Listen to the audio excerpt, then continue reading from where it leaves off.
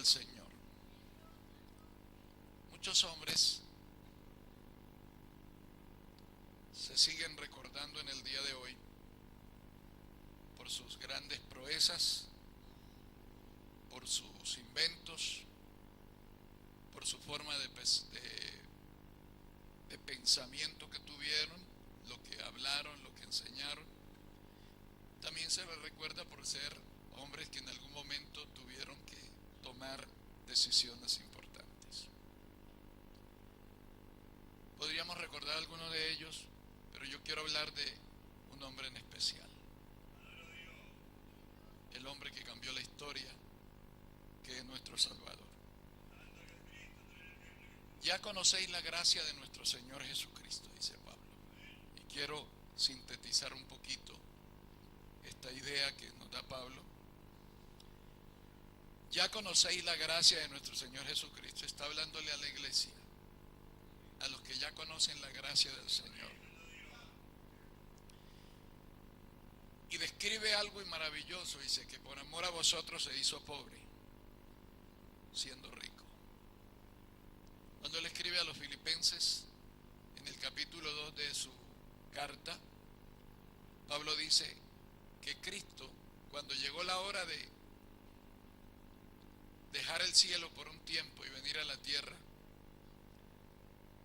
no tuvo en cuenta el ser igual a Dios como cosa que aferrarse, sino que se despojó a sí mismo, tomando forma de siervo, se hizo semejante a los hombres. Aquí Pablo dice algo más interesante: se hizo pobre siendo rico. ¿Para qué? Para que vosotros en su pobreza, con su pobreza, fueseis enriquecidos. Hoy nosotros que estamos siguiendo al Señor comprendemos esto. Quizás la persona que todavía no ha dado ese paso hacia el Señor, quizás no entienda. Nosotros lo entendemos. Sabemos lo que hay dentro de nosotros. Sabemos la obra que Cristo hizo. Sabemos el cambio que experimentamos. Podemos decir, sabemos que Cristo cambió la historia de nuestra vida desde el momento que Él llegó a nosotros. Pero hablando de hombres que cambiaron la historia, aquí en el continente americano nosotros tenemos muchos hombres a cuales recordar. San Martín, Bolívar, O'Higgins, aquí en la parte sur del continente, Washington, en la parte norte, porque con su valor ellos cambiaron la historia. ¿Cómo? Redirigiendo el destino de los habitantes de este continente, porque usted sabe que hasta el año 1800 pues esto era una colonia española, bendito sea el nombre del Señor, en su mayoría. También hubo hombres que se destacaron en la música y que cambiaron la historia de la música. El mundo de la música no fue igual después de Beethoven. Un hombre que en el mayor éxito de su vida era completamente sordo. Compuso 32 sonatas para piano, 16 cuartetos de cuerda, 10 sonatas para violín, 9 sinfonías, entre otras muchas obras que este músico sordo compuso. El mundo de la medicina tampoco fue igual después de Louis Pasteur, con todos los aportes que él hizo a la ciencia médica. El mundo religioso tampoco fue igual después de Martín Lutero. Cuando Martín Lutero, llevado por un celo por las cosas del Señor, viendo cómo se estaba abusando del nombre del Señor en la religión de la cual él era miembro y sacerdote. Escribió 95 tesis que él llamó las tesis, en el cual él manifestaba por qué no estaba de acuerdo con los pasos que la religión de Roma estaba dando. Ya para el mundo religioso no fue lo mismo, porque aquellas tesis revolucionaron el mundo. O sea, que las cosas cambian y la historia puede cambiar a partir de un acontecimiento, a partir de una actitud. Por eso, el mundo ya no fue igual después de que Jesucristo pisó esta tierra, trayendo su mensaje de salvación. Siempre hay un antes y un después. En América, nosotros tenemos que decir antes y después de estos próceres mencionados. Los músicos tienen que decir antes y después de Beethoven. Los españoles tienen que decir antes y después de Colón.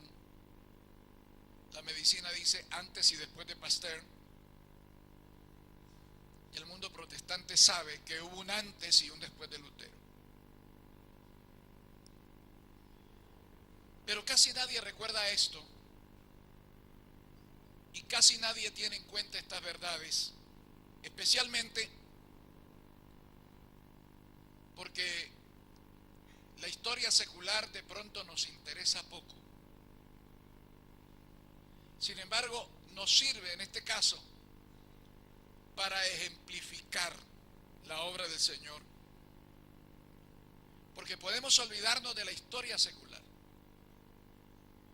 pero de lo que no podemos abstraernos es de la obra que Cristo hizo en la cruz, que fue mucho más grande que toda la obra de ellos, porque Cristo en verdad cambió la historia. El versículo que leímos al principio lo reza de esta manera: por amor a nosotros, Él se hizo pobre, siendo rico. La Biblia no nos da un relato preciso de cómo fue el diálogo en el cielo, pero allá dialogando y conferenciando la Santa Trinidad allá en la eternidad en el cielo, miraron hacia la tierra y vieron la condición del hombre. Un mundo destruido, devaluado, despreciado, degenerado, las generaciones cada vez peores. Y se plantea la posibilidad de que se arregle esta situación, pero solo hay una manera.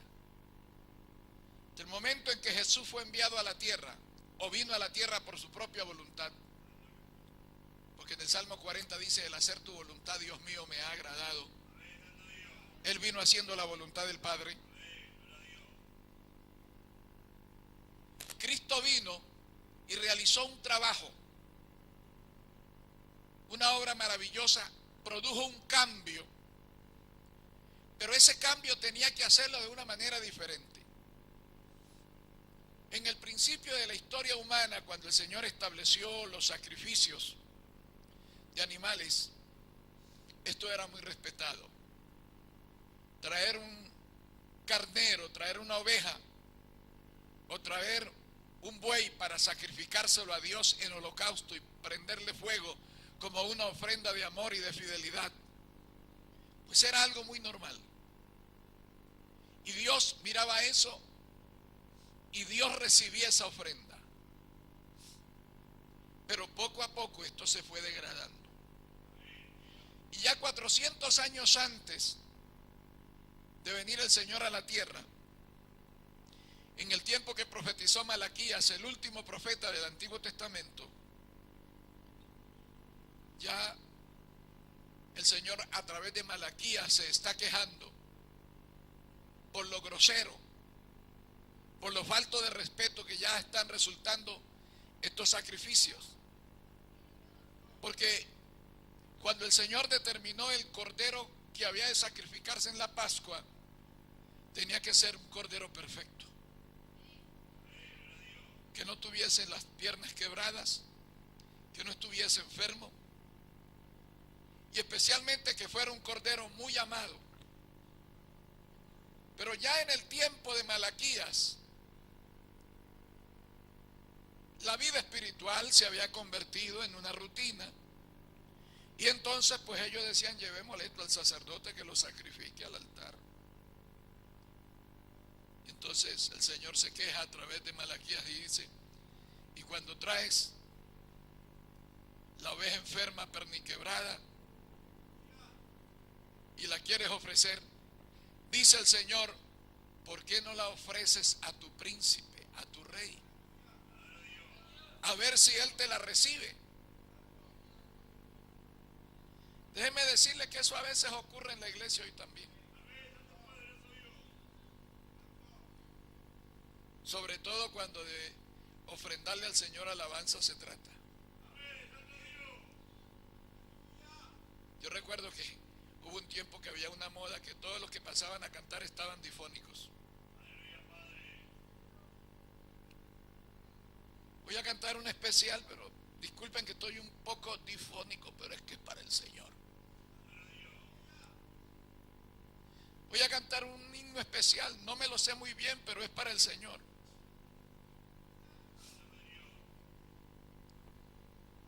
Y eso no solo se da en las ofrendas de alabanza, a veces se da en la ofrenda económica que se da para el sostenimiento de la iglesia también. Agarramos ese billetito viejo que ya el panadero dijo: me paga después el pan. Lo llevó a la carnicería y dijo, el carnicero le dijo: ay, no, está feito, llévelo, después me paga la carne, no se haga problema, yo sé, nos conocemos, vecinos. Casi no se lo recibe ni en el banco, entonces dice: voy a llevarlo allá que el pastor hará algo con eso. Aleluya. Eso ocurre en todos los lugares, porque total es para Dios, y Dios no nos está mirando, decimos nosotros, y nadie tiene por qué quejarse de mi alabanza, de mi ofrenda al Señor. Pero eso habla de que hay una depreciación en nosotros, una caída de valores espirituales. Y cuando caen los valores, hay alarma en el mundo, usted sabe eso, ¿no? Recuerda cuando el efecto tequila y cuando el efecto arroz, con todos esos efectos que a causa de la globalización cae la bolsa de valores en Tokio y todo el mundo tiembla, cae la bolsa de valores en Centroamérica y todo el mundo tiembla, cae la bolsa de valores en Argentina y tiemblan todos los países de alrededor.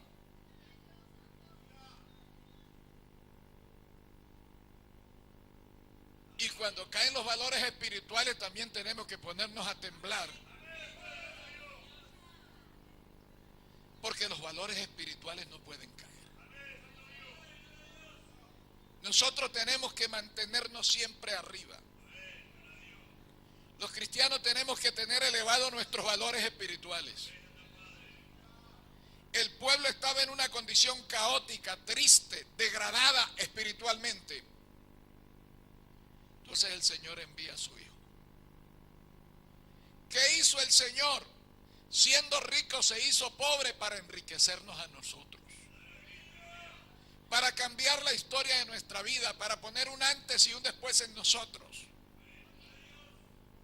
Y en esto que lo hemos venido hablando hace ya varios cultos, pero que yo quiero concretarlo en este estudio bíblico, en esto tenemos que tener bien presente que en nosotros hubo un antes y ahora hay un después. Que nuestra vida no tiene que ser como era antes. Que no tenemos que recordar con nostalgia aquello que dejamos atrás. Que no tenemos que tratar bajo ningún punto de vista de incorporar a nuestra vida cristiana, a nuestra rutina diaria y a nuestra práctica personal, cosas por las cuales estuvimos pecando cuando estábamos allá fuera, que no éramos parte de la iglesia. Porque ese es el asunto. Cuando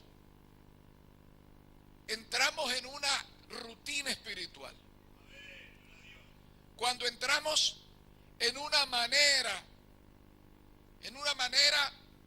de llevar las cosas ya como por acostumbramiento, mas no por necesidad espiritual, entonces algunas cosas que antes hacíamos con devoción, con respeto, con amor al Señor, ahora ya cambiamos nuestra manera de pensar. Y bueno, decimos, está bien, hagámoslo. Y entonces venimos al culto porque hay que venir, cantamos porque hay que cantar, hacemos palmas porque hay que hacer palmas, decimos gloria a Dios porque de pronto el pastor dice, ¿y cuántos dicen gloria a Dios?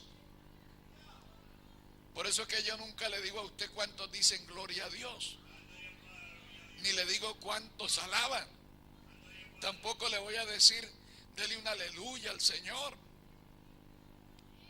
porque hay gente que se convierte rutinariamente en eso y entonces está esperando que uno les esté diciendo alabe a Dios. Mire, yo debo alabar a Dios permanentemente, pero es más, yo siento alabar a Dios permanentemente porque yo sé lo que Dios ha hecho en mi vida. Por eso no me avergüenzo de alabarlo, no me avergüenzo de decirle gracias, Señor, de invocar su nombre en agradecimiento permanentemente.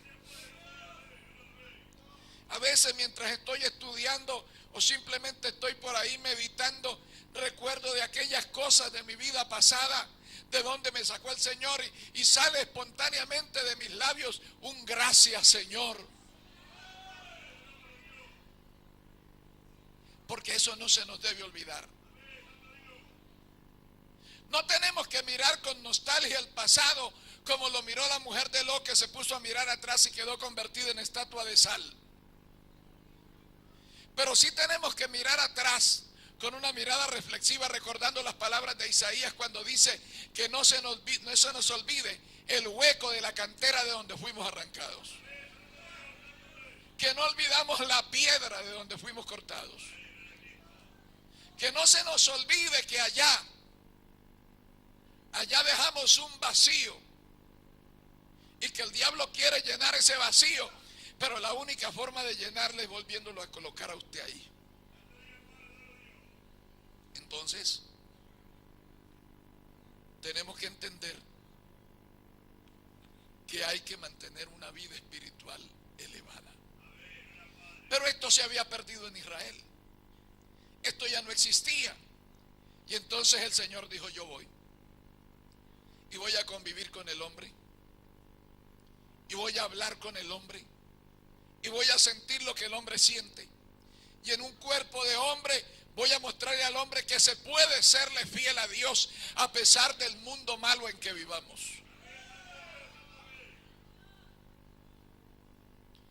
Así que las glorias celestiales rodearon toda la eternidad a Jesús, pero llegó un momento en que tenía que venir. Tenía que venir a redimir la humanidad e incorporándose en el seno de una virgen de Israel, el autor de todo lo creado se convirtió en un habitante de la creación. Ahora, Él no vino a perder el tiempo. Él vino a rescatar una humanidad perdida y quiso comenzar en Israel, cuna del pueblo que venía formando ya por varias centenas de años. Bendito el Señor para siempre. Cuando Él vino a la tierra, pudiendo nacer en una cuna palaciega, en una casa de gente rica, nació en un pesebre. Creció como el hijo de un humilde carpintero, sin ser hijo de ese carpintero, Cuando fue grande se mezcló con publicanos, comió con gente que era repudiada por el pueblo, se acercó a los leprosos, ayudó a los necesitados, liberó de la muerte a los que habían fallecido, sacó los demonios del cuerpo de aquellos que estaban poseídos y cambió para siempre la historia de la humanidad y la historia personal de todos aquellos que tuvieron contacto personal con él. Porque cuando Cristo llega a la vida de alguien, esa vida cambia. Esa vida lo hace diferente. Cuando Cristo llega a la vida de uno, la presencia del Señor hace que todas aquellas cosas por las cuales nosotros vivíamos, pensábamos y éramos, van a ser cambiadas totalmente. Porque Cristo saca la basura de nuestro corazón y comienza a poner su palabra, pone su espíritu, pone su forma de ser, pone sus normas en nosotros, las cuales obedecemos con alegría.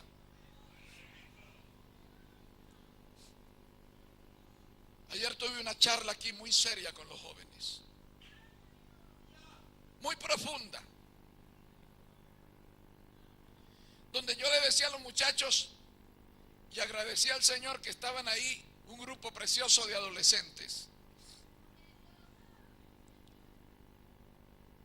donde yo les decía a los muchachos que muchos de ellos vienen al culto el domingo diciendo: yo quería quedarme durmiendo, pero me toca ir. Porque a veces los niños, algunos, hay otros que a las 7 de la mañana están diciendo: papá, despiértese que la escuela dominical se hace tarde. Gloria al Señor. Pero yo les decía, yo sé que algunos de ustedes, algunas cosas que aquí se hacen o se dicen o se enseñan, no les gusta mucho. Yo les decía, es normal, porque ustedes están en una etapa de crecimiento, están en una transición. Pero yo les desafiaba a los muchachos y les decía: pero ustedes háganlo, porque en esa comunión con Dios, en ese acercamiento con Dios, van sintiendo que Dios es una realidad, que no es un cuento, que no es la imaginación afiebrada de alguien, sino que realmente Dios existe, es real, y comienza a bendecir y ayudar a todos aquellos que le son fieles a Él. Fui muy profundo ayer. Yo creo que me lograron entender, porque entre todo lo que les dije, porque si ustedes no están cumpliendo, no obedecen al Señor, están perdiendo el tiempo.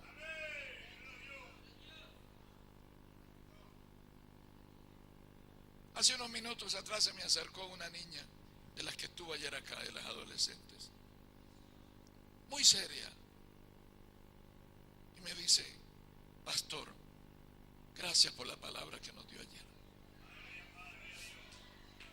13 años tiene esta nena, pero me dijo: gracias por la palabra que nos dio ayer. Yo me gocé, porque eso es lo que uno desea, que la palabra sea entendida. Eso es lo que uno necesita como predicador, que uno no predique al aire, sino que la gente escuche, que entienda, que comprenda ese gran misterio de que el Señor Jesucristo dejó el cielo, las comodidades, las glorias eternas, para venir a mezclarse con un mundo en decadencia, que vivió 33 años y medio con la humanidad, que murió asesinado por esa humanidad a la que vino a salvar, que resucitó, que se fue al cielo, pero que envió a su Espíritu Santo, y que a través de su Espíritu Santo sigue haciendo un trabajo de renovación, de cambio, de restauración de vidas. Porque es lo que está haciendo el Señor. restaurando vidas, renovando, trayendo almas. Cada vez que una persona viene a la iglesia por primera vez, quizás está diciendo: voy por llevarle el gusto a mi amigo que me invita, que me insiste tanto, a mi comadre, a mi tía, a mi prima, que van a esa iglesia, voy a ir a ver, nada más que por darle el gusto. Pero no es eso, Dios está haciendo un trabajo. Nadie viene por darle el gusto a nadie, todos venimos al templo porque tenemos una necesidad.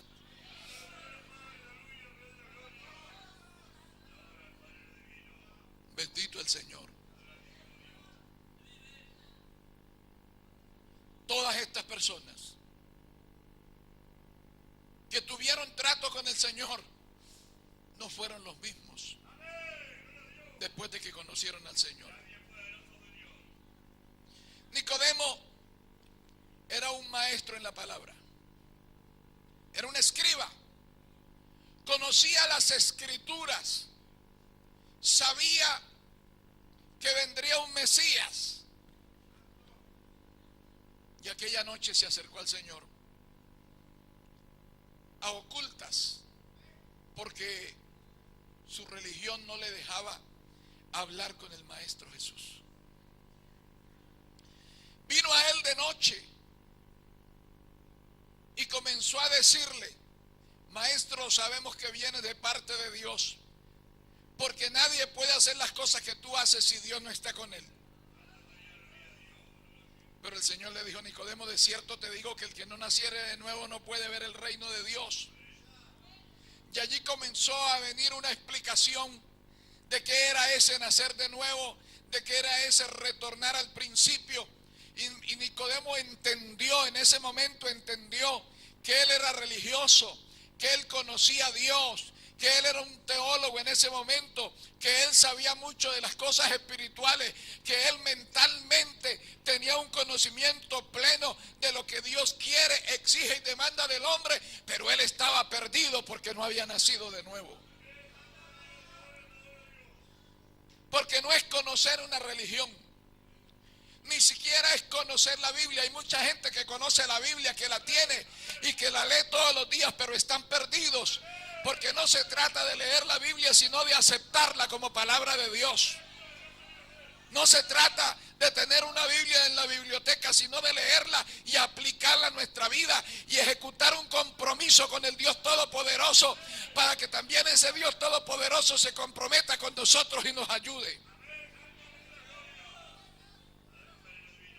Nicodemo ya no fue el mismo después de que el Señor le dijo esto. Nicodemo cambió. Nicodemo fue diferente. Cuando salió de allí, de esa entrevista con el Señor, yo creo que Nicodemo saltaba, corría y decía: soy salvo. Ahora conozco lo que es la salvación. Ahora lo conozco verdaderamente a Dios. Ahora ya no conozco a Dios con la cabeza, lo conozco con el corazón, lo conozco con el alma, lo conozco con la parte interna de mi vida. Gente que conozca la religión hay mucha. Gente que conozca la Biblia hay mucha. Pero gente que sea salva solamente son aquellos que dicen: Señor, quiero rendir a ti mi vida y todo lo que soy. Es ahí cuando viene el cambio y cuando termina el antes y empieza el después. En aquella ocasión, hablo otra historia. Señor, cansado de la administración del día, le dijo a los discípulos: subamos a la barca y pasemos al otro lado. Y el Señor, cansado, dice la Biblia, que se tiró a dormir sobre unos aparejos de pesca, mientras los discípulos remaban y subían las velas para hacer que el barco cruzara al otro lado del mar. Pero en medio del mar se desató esa tempestad.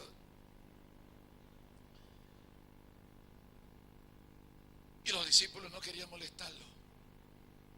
El Señor seguía durmiendo. Y el barco comenzó a hacer agua. Y con las vasijas achicando, achique, saque agua, retire agua del barco, que el barco se nos hunde.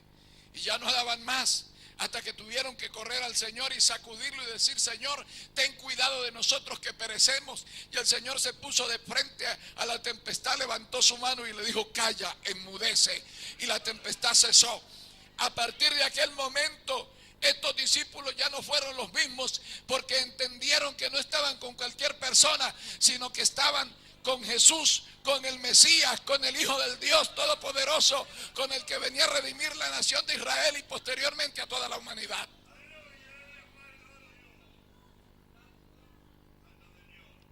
Pedro, Jacobo y Juan eran discípulos del Señor, a los cuales Él les tenía mucha atención. Quizás no era porque eran los mejores, los tenía muy cerca de Él, porque había que cuidarlos por su carácter. Juan era demasiado meloso y Pedro era demasiado atrevido. Gloria al Señor. Y aquel día le dijo el Señor: vamos al monte, quiero subir con ustedes a orar un poco. Y estando allí, el Señor se transfiguró y apareció al lado de él Moisés y Elías. Y estaba Pedro tan emocionado. Allí estaba Moisés, allí estaban los profetas representados en Moisés, la ley representada en Moisés. Ahí estaba Elías representando a los profetas, y ahí estaba Jesús. Y Pedro, todo tembloroso, dijo: Señor, es bueno para nosotros estar aquí. Qué bueno es cuando viene la bendición, ¿verdad?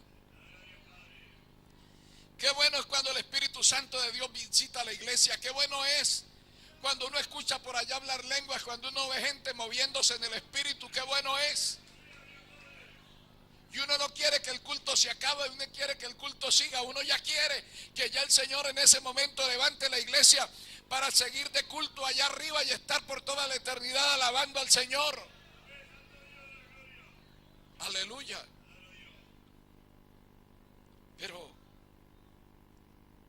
cuando estaban en eso, Pedro dice: es bueno para nosotros estar aquí. Hagamos 3 enramadas. Una para ti, Señor, una para Moisés y otra para Elías. O sea, Pedro quería quedarse allí. No una hora, quería quedarse para siempre allí. Y en ese momento descendió una nube y los cubrió a los 3, a Jesús, a Moisés y Elías. Y entonces Pedro y los discípulos escucharon una voz que decía: este es mi Hijo amado, a él oíd. Pero eran 3. Eran 3. ¿Cuál de los 3 era el Hijo amado? Cuando la nube se levantó, estaba solamente Jesús, y ellos ahí entendieron que ese Jesús era el amado del Padre, que ese Jesús era el enviado del Padre. Y a partir de ese momento la vida de Pedro, Jacobo y Juan ya no fue la misma. Los 4 hombres que llevaron a aquel paralítico, que lo metieron por el techo de la casa de Pedro, ya no fueron los mismos cuando vieron que aquel hombre lo tocó el Señor, se levantó, agarró su cama y salió caminando por sus propios pies después de que lo habían traído en una camilla. Ellos ya no pudieron ser los mismos. Cristo cambió sus vidas, Cristo cambió su forma de pensar, Cristo cambió su forma de ser después de que aquel hombre quedó sano. Hay un caso que todos lo conocemos, en el que nos damos cuenta que ese hombre fue diferente a partir de ese momento, y estoy hablando del endemoniado gadareno. Él no fue el mismo después de que el Señor Jesucristo sacó los demonios que llevaba en su cuerpo. Él se enamoró de Jesús, se llenó de amor por ese Mesías maravilloso, se llenó de amor por ese Cristo precioso que lo había liberado, que le había sacado los demonios, que le había sacado toda aquella plaga espiritual que tenía dentro. Oye, qué bueno es cuando uno siente que el Señor lo liberó de algo. Cuando sentiste que el Señor te liberó de tus adicciones. Cuando sentiste que el Señor te liberó de aquel pecado del cual creías no ibas a poder despegarte, cuando sentiste que el Señor te liberó de problemas que te rodeaban en el núcleo social donde te desenvuelves, en tu trabajo, etcétera. Uno siente mucha paz y uno siente un cambio y uno sabe que las cosas ahora van a ser diferentes. Aquel hombre que había sido endemoniado se quiso unir al grupo de Jesús. Pero como a Jesús no lo habían dejado entrar a predicar allí en la zona de los Gadarenos, entonces él le dijo: no, ve a los tuyos y cuenta las cosas grandes que Dios ha hecho contigo y cómo ha tenido misericordia de ti. Y no se lo necesitó repetir 2 veces, cruzó el mar, alabado sea el Señor. Cruzó el mar, llegó hasta la tierra de Gerasa y allí predicó la palabra en 10 ciudades que había en esa zona. Él se convirtió, su vida fue diferente, era un endemoniado, ahora era un predicador del evangelio.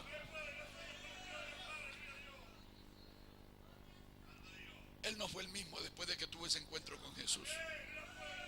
Gloria al Señor. La viuda de Naín tenía un hijo único, pero ese hijo se le murió. Y ella iba rumbo al cementerio con su hijo, seguida de una caravana de gente que con ella lloraba porque era la esperanza que tenía, era su único hijo y era viuda. Por otro lado venía otra caravana, la caravana de la vida, venía Jesús. Jesús hizo parar el funeral porque es el único que lo puede hacer.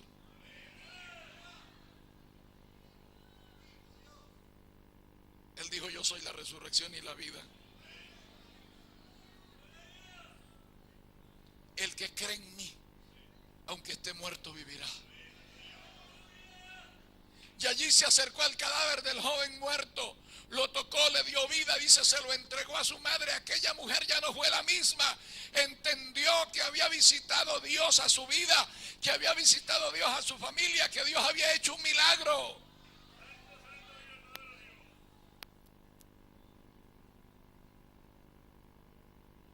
Después de la muerte de Jesús,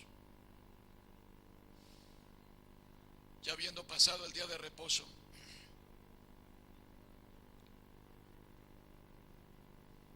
iban 2 discípulos de camino. Gloria al Señor. Iban 2 discípulos camino a Emaús. Y venían caminando y hablando de las cosas que habían acontecido en los últimos días en Jerusalén. Y se acercó un parroquiano que venía caminando con ellos. Se les acercó, le dijo: ¿de qué cosas hablan? Y le dicen: ¿eres tú el único extranjero que no sabe lo que pasó estos días? Y entonces, ¿qué pasó?, les dice el parroquiano que se les acercó. Dice: pues de Jesús de Nazaret, que nosotros habíamos creído que era el Mesías. Nosotros estábamos convencidos que era el hombre, el libertador de Israel que Dios enviaba. Pero ahora ha muerto. Aunque por ahí algunas mujeres han dicho que resucitó, pero nosotros todavía no lo hemos visto. Y ellos llegaron a la casa y el parroquiano siguió, pero lo detuvieron. Quédate con nosotros porque se hace tarde. Comparte el pan con nosotros. Y este personaje se quedó allí, se sentó a la mesa. Y cuando llegó la hora de partir el pan, entendieron que ese parroquiano no era otro sino Jesús resucitado, que les había dado el privilegio, hermanos, de estar con ellos. A partir de ese momento esos hombres fueron diferentes. Simón Pedro no fue el mismo después de que Jesús le lavó los pies. Poncio Pilatos no fue el mismo después que sentenció a Jesús a que los judíos lo sacrificaran. La historia dice, la Biblia nos dice que la mujer de Pilato le dijo: no tengas nada que ver con ese hombre, he tenido sueños terribles. Él no hizo caso. La historia nos dice que después de eso Pilatos fue llevado preso por mala administración del territorio que se le había dado. Fue llevado preso y en la cárcel se suicidó. Él no fue el mismo, pero no por buena razón, sino porque no quiso entender que ese Jesús era el Mesías.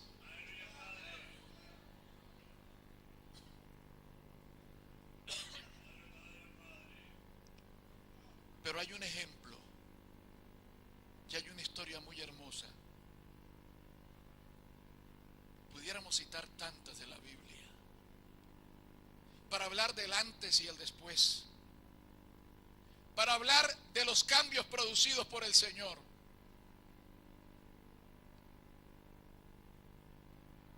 Es algo que ocurrió precisamente junto a la cruz. Desde la mañana el Señor había estado siendo juzgado en lo que se conoce como la mayor farsa, la farsa más grande de la justicia. No pudieron probarle nada al Señor. No pudieron señalarle nada.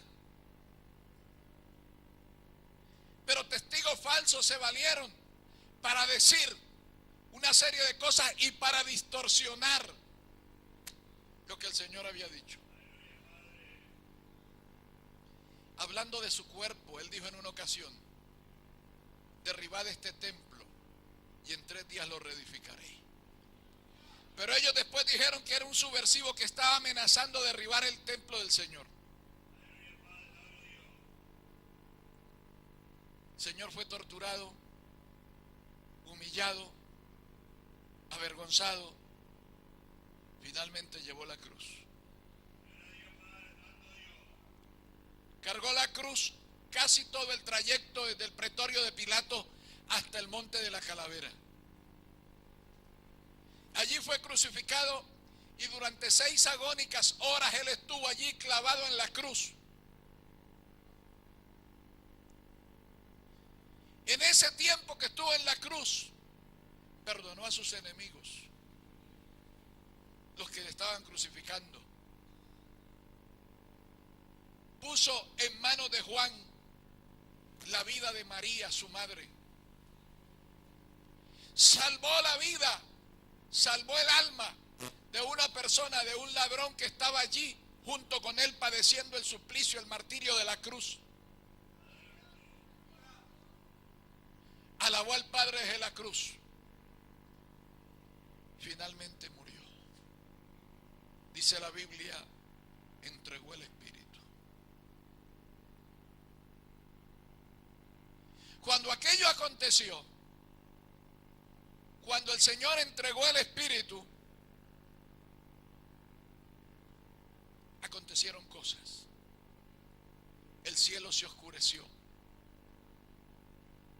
La naturaleza misma parece que se rebelaba contra la más grande injusticia que se estaba cometiendo en la tierra. El sol se negó a dar la luz en ese momento. Hubo un temblor. Algunos muertos que habían fallecido con anterioridad se levantaron de sus tumbas. Se dejaron ver en la ciudad de Jerusalén antes de ascender como la primera gavilla que llevó el Señor al cielo.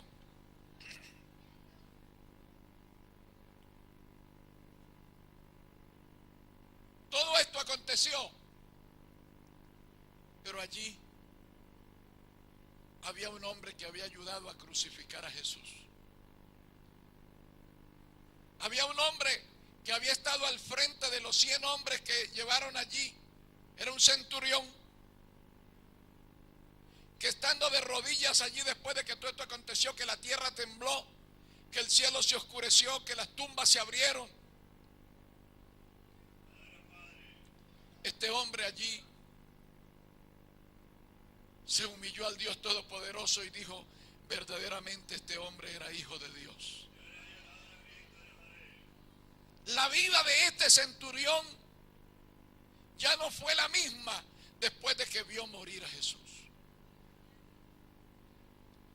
Entonces, hablábamos al principio de hombres que cambiaron la historia de la humanidad. Y cité 4 o 5 solamente porque Eso está, la historia está llena de esos hombres, de esos nombres, de esos personajes que desviaron el curso que la historia traía. Pero aquí estamos viendo también la historia de estos hombres, de estas mujeres que se acercaron a Jesús y su vida cambió después de que se acercaron. María Magdalena, la mujer de la que fueron sacados 7 demonios. La mujer que por 13 años tenía flujo de sangre y el Señor la curó enseguida. La mujer que por casi 20 años tenía la columna torcida, pero el Señor se la enderezó. Personas que no fueron las mismas después de que tuvieron ese encuentro con el Señor.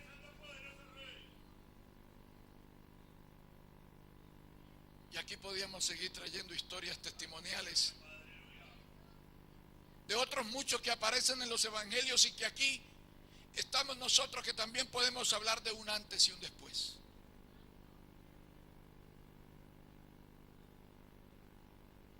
No me gusta hablar mucho de lo que yo era, porque no es nada gracioso. No es nada gracioso. Pocas veces comparto esa historia maravillosa. Pero yo me acerqué a la iglesia en un momento muy crítico de mi vida. Muy crítico. A la edad de 22 años ya contemplaba yo la posibilidad de suicidarme por no soportar mi vida. Nunca lo intenté. Pero sí contemplaba esa posibilidad si se diera el caso, decía yo. Si se diera el caso, me le tiro a un camión que me pase por arriba y me mate. Esa era la idea que yo tenía. Había vivido de fracaso en fracaso. En cuanto trabajo que conseguía, fracasaba en él.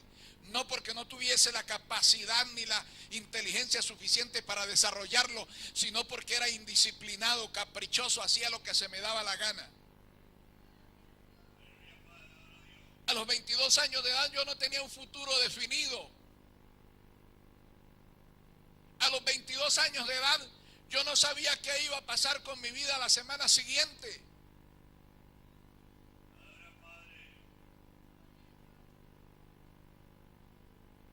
Y para colmo de males, había sido instruido por un ateo. Los ateos dicen que no hay Dios. Lo que los ateos es que quieren que no haya Dios. Ellos viven combatiendo a Dios permanentemente. El ateo dice Dios no existe, el ateo dice Dios no está, Dios no vino. Y todos los días viven peleando contra las personas que creemos en Dios. Ellos mismos le dan vida y le dan existencia a Dios. Porque si algo no existe, ¿para qué yo peleo contra ese algo? Si yo peleo contra algo es porque ese algo existe. Ellos dicen, no hay Dios. Y bueno, y si no hay Dios, pues no publiquen más eso. Ya no existe Dios y se acabó. Pero ellos siguen diciendo no hay Dios. Y en internet hay páginas de ateos que están hablando y diciendo que Dios no existe y que Dios no existe y que Dios no existe. Pues un engendro del infierno de esos a mí me doctrinó. Porque yo tuve una decepción muy grande con la religión.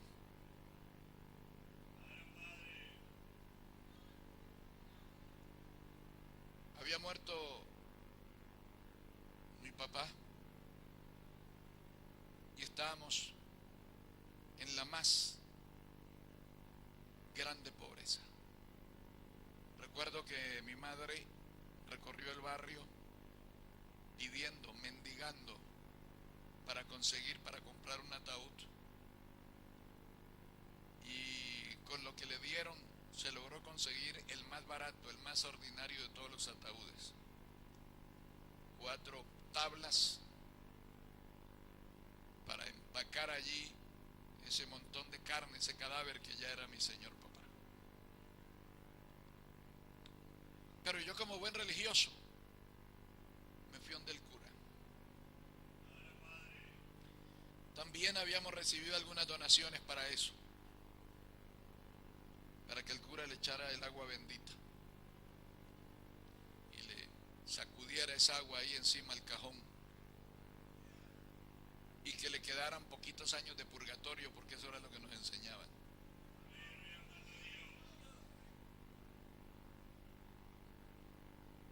Y el curita me conocía porque yo me confesaba con él cada primer viernes. Eso era obligación. En la escuela nos llevaban a confesarnos los miércoles nos confesábamos, y el domingo y el viernes era la misa donde nos daban la comunión, y el domingo comulgábamos otra vez.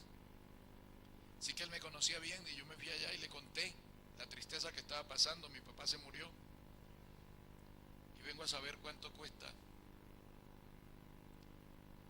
las honras fúnebres. Y él me dijo, valen 80 pesos, estoy hablando de hace casi 50 años de eso. Valen 80 pesos, en aquel momento eso eran aproximadamente $25. Y yo le dije, mire, estuvimos pidiendo limosna y llegamos a 40, no nos lo dejen 40. Y dijo, vale 80. Y si no, pase lo derecho, que con eso y sin eso es lo mismo. Y eso me destruyó la poca fe que yo tenía en el Señor. Y esa poca fe me la cultivó el ateo. Y en cuestión de 3 meses yo ya me sentía un ateo, que Dios no existía, etcétera, etcétera, etcétera. Y mi vida se fue degradando. Me hundí en el licor, en la borrachera. Estuve tratando de ingresar en otros vicios más fuertes todavía. Gracias a Dios que no lo logré. Pero el licor para mí era el escape que yo tenía. Yo escapaba con el licor. Cada fin de semana era una borrachera completa que yo me daba.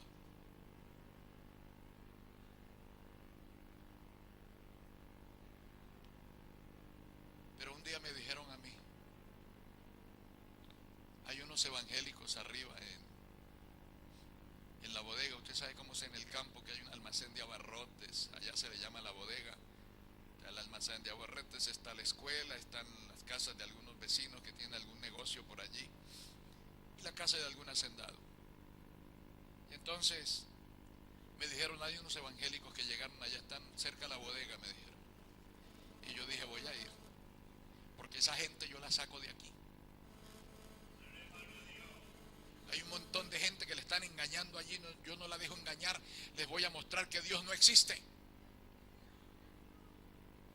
Y yo me fui, hermano, con esa decisión.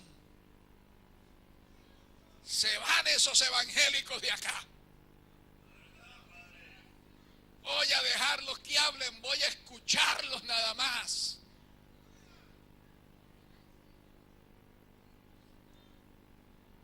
Diez, 11 personas formaban la gran iglesia.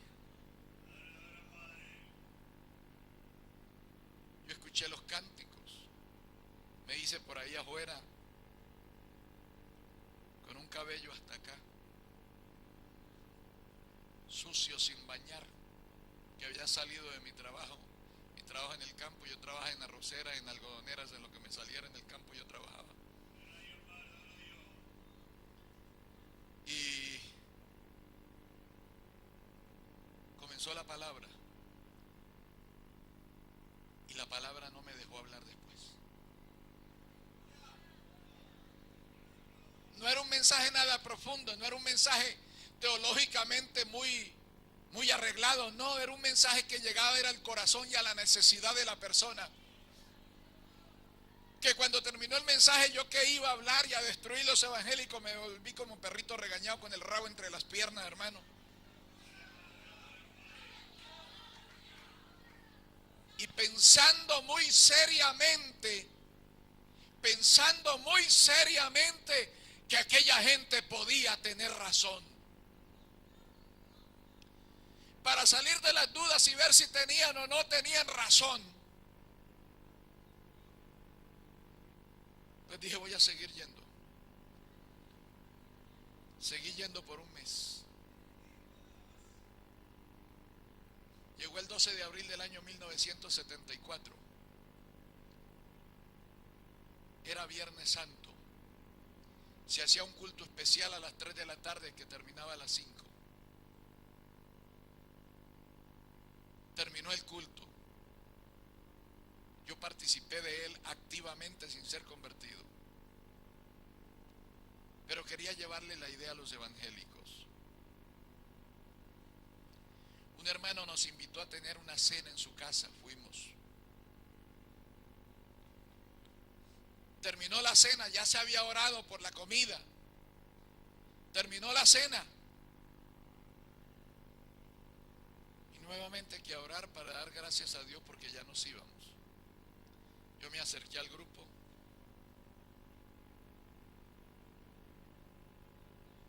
Y estando allí, mientras la gente oraba, yo con la cabeza agachada, el grupito oraba, comencé a escuchar una voz en mi corazón que me dijo, arrodíllate.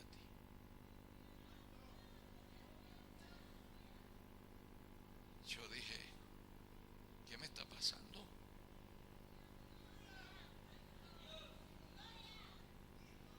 ¿Qué me está pasando? No, estoy loco. Yo les dejaba que oraran, yo estoy loco.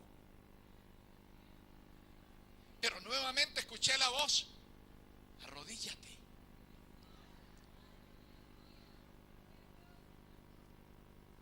Y dije yo, tanto me ha influenciado esta gente, por Dios. Tanto me ha influenciado esta gente que ya estoy oyendo voces. No, esto no tiene nada que ver con un Dios que va. Esta gente me tiene influenciada, me está metiendo su locura. No. Y me paré firme.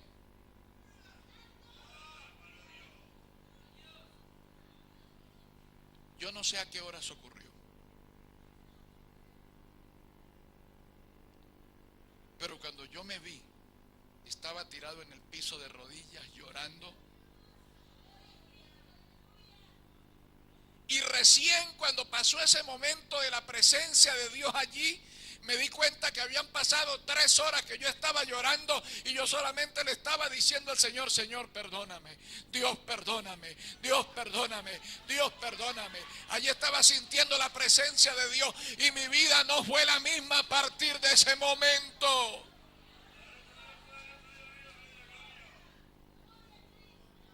Lo que mencionamos anteriormente, hermanos, son historias extraídas de la Biblia. Pero aquí entre ustedes están los testimonios vivientes, gloria al Señor, del poder de Dios. Mejor que yo, mejor que la Biblia, quizá no, porque son palabras inspiradas por el Espíritu Santo, pero más actuales sí. Ustedes son los testimonios vivientes y pueden decir que su vida tuvo un antes y un después. El antes de conocer a Cristo y el después de conocer a Cristo, con todo el cambio, la renovación, la bendición, el progreso, todo lo que Dios les ha dado después de que han conocido a Cristo como Salvador. Los que podemos contar como testimonios vivientes son aquellos con los cuales el Señor ha tratado y a partir de allí su vida fue diferente. Yo puedo hablar de borrachos, de mentirosos, de hipócritas, de ladrones, de adúlteros y de muchas cosas más. Y podemos decir, gloria al Señor, éramos borrachos, pero ahora no lo somos. Éramos mentirosos, pero ahora no lo somos. Éramos hipócritas, pero ahora no lo somos. Éramos ladrones, adúlteros, adictos a muchas cosas, desobedientes, rebeldes. Éramos, esa palabra está en el pasado, ese verbo está en el pasado, éramos, pero ya no somos. Porque hubo un encuentro con Cristo, una experiencia nueva. Hubo un momento en que nuestra vida se chocó con la persona gloriosa de nuestro Señor Jesucristo, y a partir de ese momento comenzamos a escribir un nuevo capítulo en nuestra historia.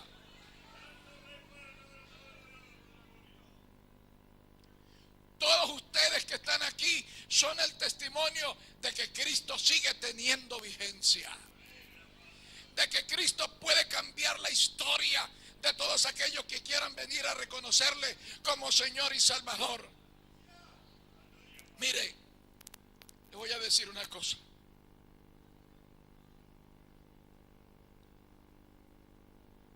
¿Sabe en qué año estamos viviendo, verdad?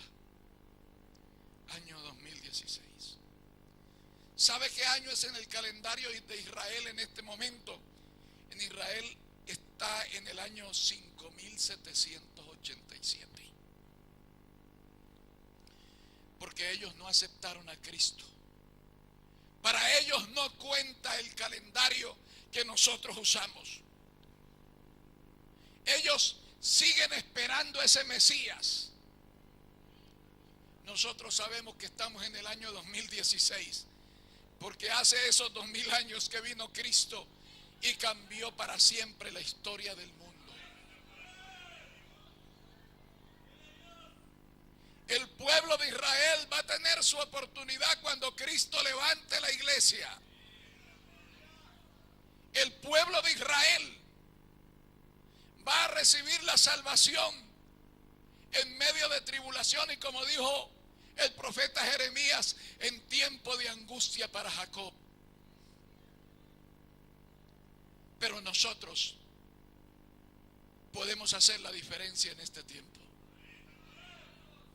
Nosotros ya hicimos la diferencia en este tiempo. Los que tenemos a Cristo ya podemos decir que hubo un antes y hay un después. Pero en esta tarde hay vidas que todavía están en el antes. Gloria al Señor. Todavía están en el antes. Pero hoy puede comenzar un después para su vida. Hoy Cristo puede cambiar la historia de muchos.